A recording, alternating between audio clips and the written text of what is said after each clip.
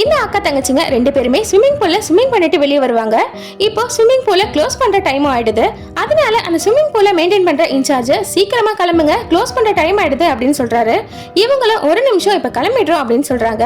ஆனா அந்த ரெண்டு பேர்ல அக்காவோட என்கேஜ்மெண்ட் ரிங் அந்த ஸ்விம்மிங் பூல்ல விழுந்துடுது. அத தங்கச்சியும் தண்ணிக்குள்ள இறங்கி எடுக்கிறதுக்கு போக அவளோட முடி அங்க இருக்க கிரில் கம்பில மாட்டிக்குது.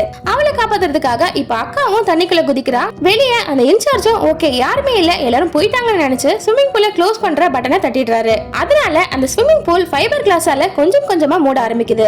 அந்த இன்சார்ஜ் உள்ள அந்த பொண்ணுங்க இருக்கிறது தெரியாம வீட்டுக்கு போற அவசரத்துல கிளம்பிடுறாரு. இந்த பொண்ணுங்க ரெண்டு பேருமே மேல ஸ்விம்மிங் பண்ணிட்டு வரதுக்குள்ள அது ஃபுல்லாவே க்ளோஸ் ஆயிடுது. இப்போ இந்த ரெண்டு பேருமே உள்ளவே மாட்டிக்கிறாங்க. இவங்களும் தப்பிக்கிறதுக்கு அந்த கிளாஸை உடைக்கிறதுக்கு பாப்பாங்க. ஆனா அது ரொம்பவே ஸ்ட்ராங்கா இருக்கும், அது உடைக்கவே முடியாது. இனிமே எல்லாமே ஒளிஞ்சு போச்சு, ரெண்டு பேருமே சாக போறோம்னு நினைக்கும் போதுதான் யாரோ வெளியே நடந்து வர மாதிரி இருக்கு. இதுக்கப்புறமா இவங்களுக்கு என்ன ஆச்சுன்றத நெக்ஸ்ட் பார்ட்ல பார்க்கலாம்.